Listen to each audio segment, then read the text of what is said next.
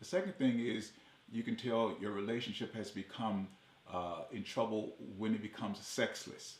Now, I put that right up there because that's a real big sign, or when sex is non-existing in your marriage life.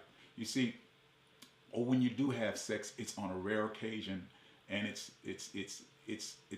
nothing you talk about. See, even if you don't have sex a lot, it has to be enjoyable when you have it, because it's an affirmation to the person that you love, and it's the only expression of that type. There's nothing that can replace having sex with your mate.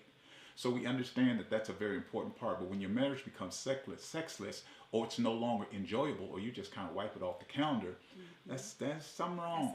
That's a sign. Unless it's medical. That's a physical thing that you cannot do, and you need to have an understanding of that, because sometimes there can be some physical issues with the male as well as the female that intercedes with having or interferes with having sex. But under normal circumstances, married couples should at least put one day a week aside where you enjoy yourself and express yourself sexually. At least once a week. Now, some of you all, of course, you got that youthful spry and that love and that joy in your eye. You maybe much more than that, but you should at least have that affirmation.